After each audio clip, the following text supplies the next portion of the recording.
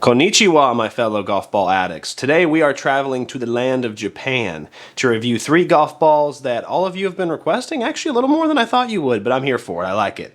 And that is the Honma Golf Ball series. We have the X model, we have the S model, and we even have the D1 distance model. Let's dive right in.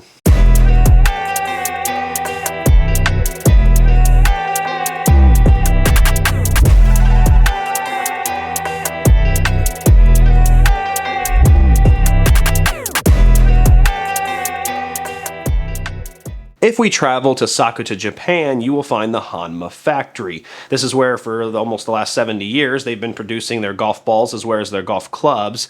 And you know, I gotta be honest with you, I've never actually used a Honma golf club or a Honma golf ball. I've heard of them in passing by, but that's about the extent I've seen of them. I'm not an expert in Japanese culture, but one thing I do know is that the Japanese usually like to do things the right way. They would rather it take longer, and they would rather it take more blood, sweat, and tears, and to get a really handcrafted great product than to cut corners and make something that they consider subpar. This seems to be the case with Honma as well. They make wonderful stuff, and a prime example is when I went to their website. Check this out right here. This is a beautiful golf set that I actually would love to get for my mother if it didn't cost $8,000. As you can tell, though, there's a lot of craftsmanship there, and there's a lot of attention to detail. And, you know, Japan, like I said, has this reputation not only with that, but with almost everything, including even the shirt I'm wearing, animation. If you've never seen a Ghibli film, I would highly recommend at least looking at a picture of it, because those animated films are still all drawn by hand, every single frame. And in fact, this scene right here, they spent a whole year on 8 seconds of movement just to make sure it looked right. So they're into making sure that it 100% looks fantastic and is done the correct way. No shortcuts, and I really respect that a lot. So how does that fall into this, right? Well, we have 3 golf ball models for them. Now, I know Honma has made a 6-piece golf ball in the past, and some of you have talked about it, but it's not available on their website anymore, and they don't even advertise it. And so unfortunately, I have to assume it's discontinued at this point. But let's go ahead and get into pricing and design, and let's see exactly what we're looking at here. As you can tell by this chart, the D1 at this moment is no longer available on their website since I'm now doing this review, but it's still available on Amazon for $22 a dozen, somewhere in there. And that's okay. You know, it's kind of mid-grade for a 2-piece distance golf ball, so we'll see how the performance is. If you look at the other 2, this is where it gets interesting. These are 3-piece designed to be tour balls, not value tour balls. They are supposed to rival other tour balls on the market, and they are $36 a dozen on the website of Honma, and they're also $39.99 on Amazon, so just depends on where you get them, but you can get them from either place. And it's interesting because if you go to Honma's website, there's actually not a lot of information on these golf balls. It just kind of has some of the basic jargon here. You know, if you read this, it just says, you know, precision, and it uses a lot of fancy words, but it actually doesn't really separate the 2 golf balls that much. It doesn't have a chart or anything, or it doesn't say like one's supposed to be firmer, one's supposed to be softer. Now, I would assume the S would be soft, and I assume the X would be firm because, well, I've tested a golf ball before, but you never know. Sometimes golf companies mix it up, or sometimes one's meant to be a low spinning or whatever. So we're just going to have to test them and kind of see where it goes. But I wish they'd been a little more specific on that. Without further ado, let's go ahead and look at the front of these golf balls. Now, I gotta say, one thing I like about these golf balls, and I noticed it the moment they were sent to me, which was by a viewer, by the way, and if that was you, thank you so much. I forget who it was, but again, when you guys send me these, I'm so appreciative, and it helps the channel grow, and it helps us test even more golf balls, so again, thank you for that. With that being said, these look sexy. I mean, they just do. Now, I know the logo, you're looking at it, and you see the little gopher dude popping out of the O, and you're like, sexy? Like, really, Nick? I think we have different versions of... Okay, well, let me clarify. I don't mean sexy as in the logo or the gopher or whatever, but I mean like the golf ball. It has this shine to it. When you take it out of the package, it looks really premium. It feels really premium. I mean, it feels like something that would cost a lot of money. I don't usually see golf balls in the $30-ish price range that look and feel this good. Again, I don't know if these are being discontinued, if they're lower priced, I don't know. All I know is that, wow, I love that. If we look on the side here, this is what the alignment tools look like. Again, you know, you have a really nice thick black line with the points. It looks classy, it looks sophisticated, I love it. And then the D1 is a little bit more bolder and maybe not as slick, but I love the perpendicular line. So This is actually a great design because all these golf balls, they check the marks, but they also just do it really well. Again, logo very simplistic, very, you know, monochromatic, but it looks very premium, feels high class. I love the alignment tool, basic, gets the job done, but if I hold that up, you can see it clear as day. So love the design so far. We are off to a great start. Let's go to the chipping and putting green. Let's see how it does around there. All right, starting with the D1. Let's see what we got. Oh, okay. Very firm rollout. I mean, really. It did have some tug. It actually gripped the green decent, but it was like a treadmill effect. Whew, just shot off. So let's try one more time here, see what we got. Nice. Pretty solid. That was a clean hit. That was very solid. Saw the rotation, saw the tug, a good blend. Nice. Nice. A little inconsistent there. I thought that one was crisp too, but that one I got the treadmill effect. Okay. Boy, I mean, I would almost, and you know, I'll tell you what I really am disappointed in that golf ball with, is when it comes to that golf ball, I don't mind a two-piece golf ball not spinning a lot, I really don't, but I want it to be consistent. I want it to land soft and have a nice soft roll out to the hole. If it doesn't have bite or tug or rotation, that's fine. I just want it to be consistent, I want it to be forgiving. That bothers me. When it hits and it tugs and it kind of slows down and you think, okay, it's gonna check up, but then it shoots as fast as it can, I don't care for that, I really don't. It raises my anxiety levels to way too high. Extremely soft. I mean, extremely soft off the wedge, dead in the hands, no sound, dead. Pretty good checkup though. Pretty good checkup. Let's run that back. Let's try that one more time here. Oh yeah, excellent, beautiful. I like the consistent rollout. I like the forgiveness there. I was just talking about that. Okay. Oh, I caught it a little. I didn't hit that one pure, so it did have a little bit more rollout. I got to run that back. Low spinner. Oh yeah, yeah, really good. The bite is great. The grip is great. Let's try a little cut. Oh yeah, baby. Really good bite and grip. I love the rotation. It's sticky. That's excellent. Now try a little left spin here. Oh yeah. Absolutely. I wish it hadn't hit the other ball, but yeah, you could see it. You could see it going that way for sure.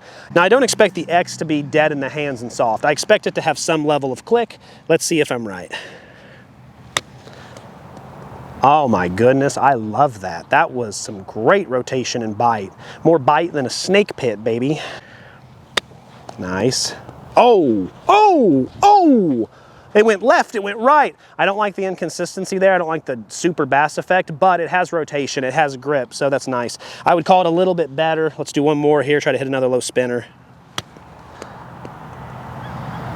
I'll call it 65% with it. I thought it was a little spinnier than the S, but overall, because this one's just a little more inconsistent, I think the potential for this one's higher. I think I did see 75, 80% a couple times, but I also saw 40, 45% a couple times.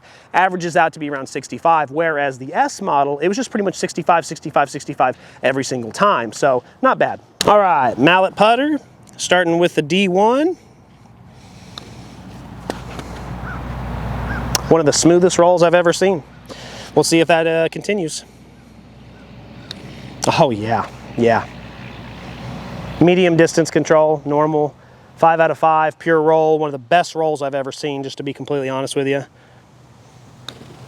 Little bit of click as far as like subdued, more dead off the putter, but the feeling, there's a little bit of click in your hands as far as feedback, which is nice. That's solid, that's really solid. All right, let's move on to the S. Again, really soft touch, love it. Hold on a second, we might have a little bit of difference on the distance control here.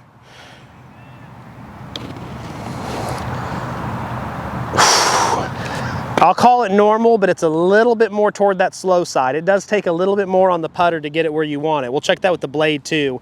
Feels great, true roll, 5 out of 5. Oh yeah, buttery, very buttery, I love it. Excellent. Yeah, still, I'm gonna call it normal on the distance control, but my goodness, I love the buttery crispiness to it. It's not super obnoxious, very soft, very, very soft, pleasant. That's another word I would use to describe it. All right, X model now. Let's see if there's any difference here.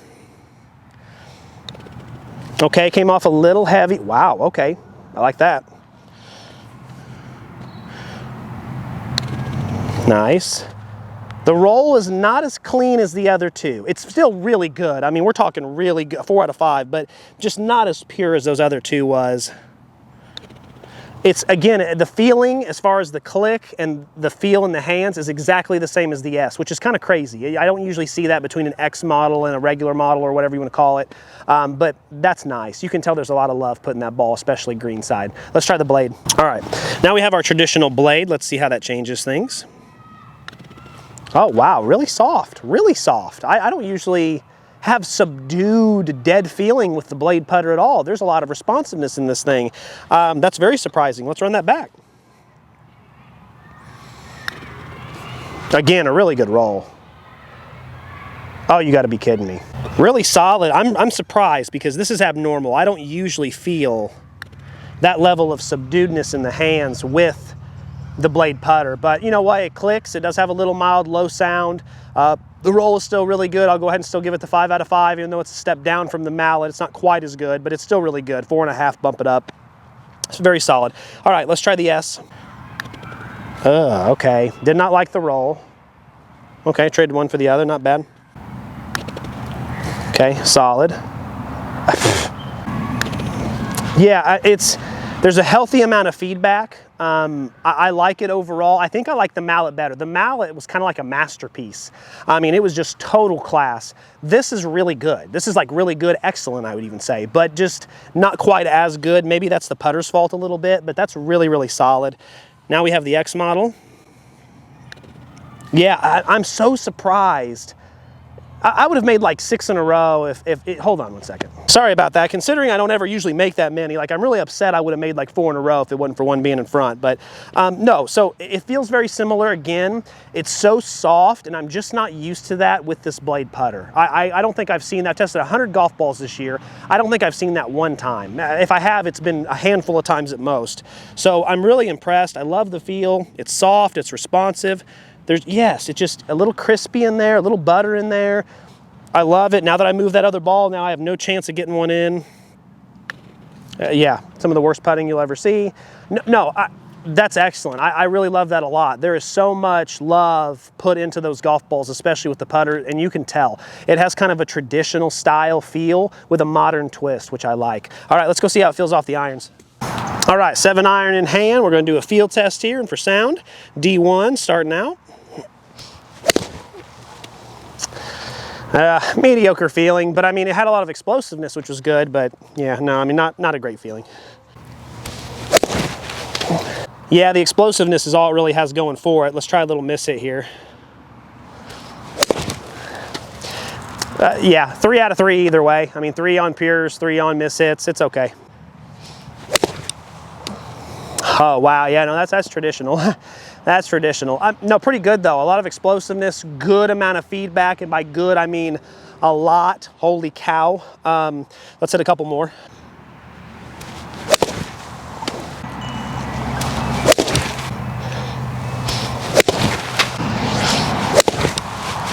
Yeah, I mean 4 on pure hits, 3 on miss hits. It's not as bad as I thought it would be. I gotta say, there's a lot of feedback in that ball. A lot. Traditional tour ball feedback at its core, for sure. Oh, okay. I like that. That was nice. Little miss hit, but boy, still felt great. You know, I'm gonna give that a 4 out of 4 on both accounts. Really solid there, explosiveness, good. You can tell it's an X model though, slow swingers stay away. And again, there's just so much feedback. Even on slight miss hits, hands were kind of stinging a little bit. So that's the traditionalist ball. If you're a guy who likes that really kind of 90s rockish feedback, you know, you'll like this. But I mean, don't get me wrong, on pure hits it's great, but boy, any slight miss hit whatsoever, it's gonna let you know and you're gonna feel it and you're gonna know. You're gonna know 100%, okay, I slightly miss hit that off the toe. Okay, I slightly miss hit that off the bottom, because the feedback is just so detailed. But that could be a good thing for you, it could be a bad thing. It's not so good for me. All right, let's start with backspin, RPM, 50-yard pitch, as always. Let's see what we're working with here. As you can see, we'll start with the D1 there, 7,077. Not great. 30.4 launch does help a little bit because it's launching higher, but that's a low spin number. You're not going to get a lot of spin or checkup out of this ball, unfortunately. But it is a two-piece distance ball, so I wasn't expecting a ton, but, you know, I mean, a little more would have been nice, but oh well. The other two, 8,177 and 8,155, are both right in that above average, just barely. Not going to win any awards, but they get the job done, and they both stop pretty well. I am interested to see that they weren't really that separating, you know. I mean, the launch angle, if you notice, was by far the lowest I have ever seen. When it comes to 50-yard pitch, that 22.3 and that 22.2, again, kind of weird they're the same, but like really low. I think the lowest I'd seen so far this year was like 25.9 or something like that. So that's really, really low. So if you're someone who wants a low penetrating flight, that's the way to go, because, you know, the 8,100 isn't really a great number, but when you think about how low that ball's coming off, it actually is kind of a respectable number, and I just don't see that. That's very unique to that golf ball, because I mean, like I said, usually I think my average is like 27, so I mean, that's really low. Let's move on to pitching wedge. Let's see how they did there. Starting with the D1, as you can see, 124.4, which is above average. That's a really solid number. 124.4 as well on the S model, and then it looks like the X was a little less, so that actually tracks. That's actually fine. All the swing speeds are close, which is good. 97.4 on the ball speed with the D1, which is great. 96.9 is nothing to shake a stick at, and 95.5 is a little, you know, lacking, but again, that's the X model, so we're actually on track. That's still fine. Then if we go into spin, now the golf balls are separating themselves a little bit, which is great. I actually got pretty good spin, 7,170 with the D1. The S model, not so much, just under 7K, and then the X model, 72.35. That's an excellent spin number. So, and when it came to launch angle, again, the same pretty much. The D1 launched a little higher. That's normal. So basically what that tells me is that the S model is a lower spin model, which again, I wouldn't have guessed. I wish they would put that information on the website a little bit better, because I wouldn't have guessed the S model was lower spin, but we'll also see if that's the case on the 7-iron and driver as well. But yeah, the X model launches the same, but it just has a lot more spin. You sacrifice some of that distance. Usually X models are a lot firmer. Firmer golf balls usually don't do as well with the pitching wedge, because I'm not swinging it very fast, 78 mile an hour. Now that we're getting into the 7-iron though, and I'm swinging it a little faster, it's a mid-iron, now all of a sudden the X might compress a little bit better. We'll see. So let's dive into that. 7-iron, we are looking at ball speed of 116.5 compared to 116.1 compared to 116.1. Wow, those are exactly the same. And the swing speeds were all basically the same, so that's great. Looking at distance-wise, we are looking at 162.4, 163.1, 162.9. Those are all so close. There's really no separation at all. Then when we go into spin, see, now it's the opposite. Now the S model spun more than the X, which is a little confusing, but it happens sometimes. 5,400 with the X is actually low. 5622 is high. 5778 with the D1 is bonkers. That is really, really, really high. That is fantastic. Love to see that. And again, it's a softer golf ball. It's just absorb it into the club a little bit more. Yeah. So those numbers won't win any awards. What I did notice with the 7-iron is that this golf ball is not very forgiving. I talked about it in the feel a little bit. It feels traditional, and it is, and it's kind of cool because traditional can be fun, but when I'm trying to go low, traditional sometimes gets in my way because the lack of forgiveness from these golf balls really started to affect. And yeah, there were times I would really pure one well, and it would go 168, 169, but the majority of the time you just hit it slightly off center and it's like 155. And so there's just too much of a range for me personally there. So I think being a really good ball striker is a must here, because these golf balls, it's kind of like my old computer teacher said. He said, computers are the dumbest thing on earth. They only do what you tell them to do. That's kind of how this golf ball is. Like, it only does what you tell it to do, but when you tell it to do it, it does it with authority. If you say, hey, I'm going to close that face a little, it goes, no problem, see you in the woods. And you're like, no, I meant like a nice little soft draw. Oh, okay. Well, you're going to have to, manipulate it a half of a degree to the... That's above my skill rank. Now, some of you might be skilled enough. I know you are because you tell me your handicap. So some of you actually might benefit from that. But an average golfer like me, I'm just not there yet, I don't think. Let's get to the driver now. Let's look at those numbers and see if they are any better. And what do you know? To no one's surprise, the firm, clicky, traditional golf ball does extremely well off the driver. That's not surprising at all. The D1 145.1 is awesome for a two-piece golf ball. Really good. Spin numbers low. 2118, excuse me. 1.48 on the smash factor is awesome, and a 15.8 launch is actually kind of low mid. So actually, in none of those golf balls you'll notice launched high. They all launched lower than my average, so that's interesting. But now let's go to the other two, and if we look at that, 146.3, 147.2, those are both excellent, incredible ball speed numbers. That's right up there with like the PXG we just did, Callaway Chrome Soft, Bridgestone, all those. It's right up there with the best golf balls I've tested of the year. Now you'll notice the X model has a little more spin, 2435 compared to 2168. So the X model is a higher spinning golf ball throughout. I know with the 7-iron it was a little different, but other than that, it's been that way. So maybe my 7-iron performance was I don't know, but that's definitely a higher number than a lot of you would like. I actually don't mind it, because if we look at the distance in total, distance really wasn't affected. 237.3 on both, 246, 245, who cares? I mean, a yard difference, not big at all. Also, got to give respect for the 1.5 smash factor on both the S and the X model. That just does not happen very often. It's almost like a perfect score, basically, pretty close. It just means that the energy being transferred based on my swing speed, it's getting the optimal out of it. So again, do I think these are for a little bit faster swingers? I do, because pitching wedge, just couldn't get a lot out of it, but I did with the S model and the D1, so keep that in mind as well. And then once we get to the 7-iron, you start to see it. I think my swing speed wasn't as big of an issue. I think it's just more of ball striking. So I think that 95 mile an hour is probably the baseline, and then you can go up from there. The D1, on the other hand, I think you have a little bit more play. I think you can be probably 85 to 95 and still be fine, or up from that, 85 up and be fine. But when it comes to those two tour balls, if you're going to be slower than 95 mile an hour, you need to be a very, very, very good ball striker, period. Because I'm telling you, with a slower swing speed, if you mishit it, it's going to punish you pretty hard. Okay, those are actually pretty solid numbers. I like them. Most of them are above average. That's great, especially for the price point. Definitely is a unique golf ball. It feels unique. It looks unique. It acts unique. It's cool, and that's what I was hoping for. So good stuff there.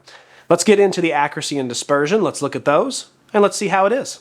All right, let's take a look here at the Honma D1. Actually, if we look at that 50-yard pitch, that's pretty darn impressive, I got to say. There's one that I flew a little too far and one that maybe I caught a little right.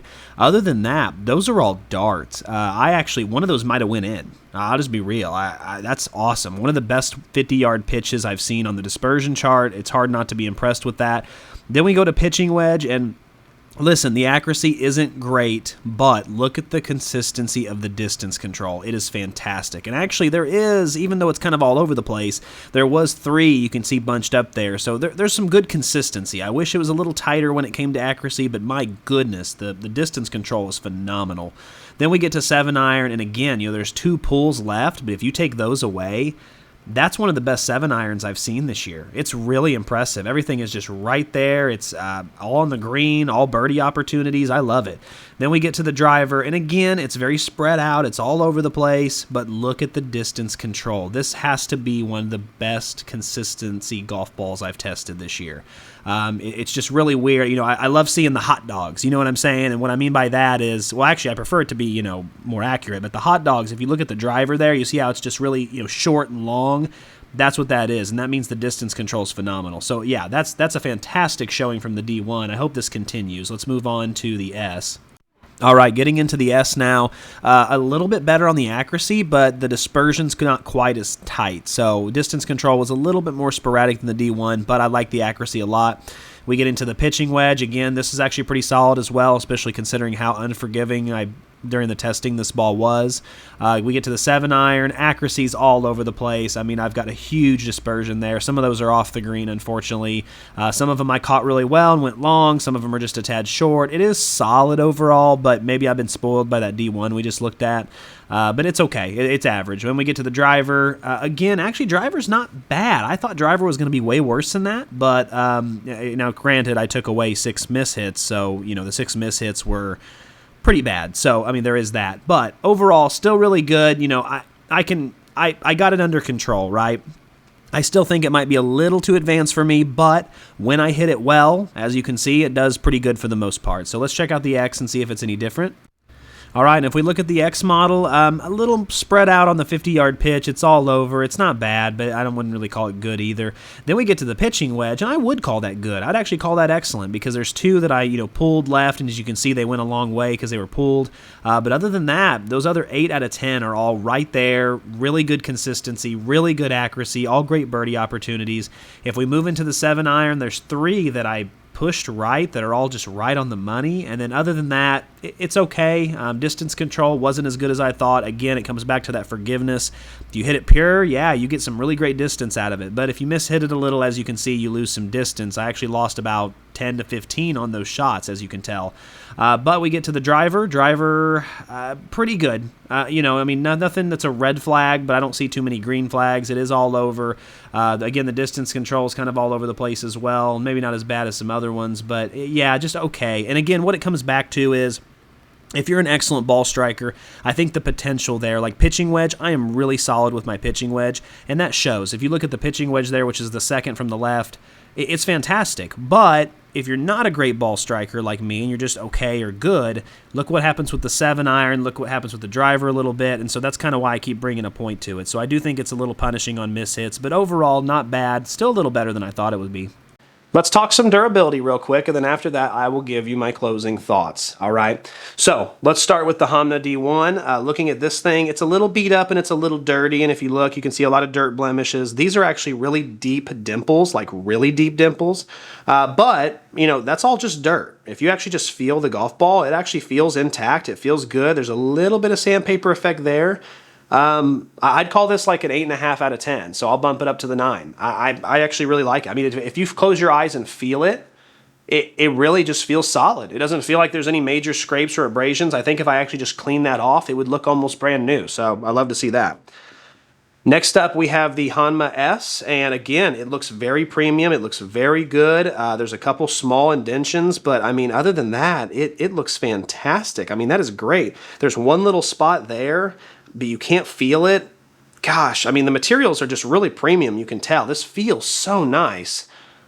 That's a 10 out of 10. I mean, there's just, if you handed this to me with my eyes closed, or if you handed it to like Ray Charles, he would feel it and go, that's a new golf ball. And I mean, I'm the same way. I'd be like, yep, that's a new golf ball. Yeah, awesome. But now we have the X model, and it's changed a little bit more, there's a chip out of it there. It's a little rough to the touch.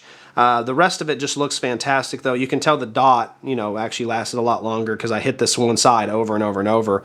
So what I will say is, again, this is going to be a 9 out of 10, but I will say this, even with that side here that I just showed you and it's all rough, if you feel it, it's very minor. It's very, very minor. Whatever coating they use on the outside of this, whatever polyurethane they have found, it's good stuff. It's really good stuff. It feels unlike anything I've felt, and it's solid. It's really good. Okay. Really good. All right, so closing thoughts. Let's find out who the golf ball is for. Well, the first thing I would do is I would put it in the advanced golfer, advanced skill category. Like I said, it's firm and traditional, and that's awesome. I love how unique it is, and I love that it can be bent left and right. There's tons of detail in this golf ball. However, my skill level just isn't there yet. As an average golfer, I just don't feel like I can really, get the golf ball to do what I want it to do the majority of the time. This is a golf ball that will do exactly what you tell it to do. I'm sorry, let me rephrase that. It will do exactly what your club tells it to do. If you close the face a little, it's going to hook. It's going to draw. If you open it up a little bit, it's going to slice. It's going to power fade. It will do exactly what your club tells it to do. And for me, that's a scary thought because I'm just not there yet. As an 8.5 handicap, I'm still working on certain elements of my game. My ball striking's still not 100%. I still have a long way to go. I think most of us do. And for me, using this golf ball would just really hinder me more than it would help me. Because yes, there are a few shots I hit with it that I thought, oh baby, this is my gamer. I love this. But there was a lot of shots I hit with it and I thought, hey, where are you going? Why are you going so far left? Snap the wrist a little too much, because that'll happen. This golf ball, at the end of the sessions, when I got done with 7-iron, pitching wedge, all that stuff, I would take a few shots just to kind of close the face and open it and see what I could do with the golf ball. Yeah, it'll do whatever your club tells it. I'm telling you, it'll bend left and right. It has a lot of workability, which is great for advanced golfers. Now, when it comes to the swing speed aspect of it, like I said, the D1, 85 and up, I think you're fine anywhere in that range. It is a little firmer than most, two-piece softer golf balls. It's more of a distance model, but I think you can get around that range and still be fine. I do think 95 mile an hour is the baseline for the tour balls, though. But again, you need to be an excellent ball striker at 95 mile an hour. If you're not, you're going to notice those, mishits. You're going to lose distance. It's going to go left and right. It will happen. It happened to me during the testing. It'll happen to you too. Now, as you get up into the 105 range, the 110 range, all that stuff, you won't see as punishing of mishits because you're compressing the golf ball at a much higher rate than someone who swings 95 is. So the forgiveness will be a little better. I don't know how much better, but a little bit for sure, depending on. And that's how most of the time it works with firmer golf balls. The faster you swing, the more forgiveness you'll get out of them. I hope you enjoyed our brief trip to Japan. This was fun. This was a good time. I really enjoyed this. I hope you guys did too. Thank you to whoever sent these to me again. This was great. I've got even more reviews coming. Guys, we're so close to the top 100 and we're close to our top 10 series. This is going to be fun. The amount of data we have this year, it's going to be the best one yet. I can't wait. I'll see you soon.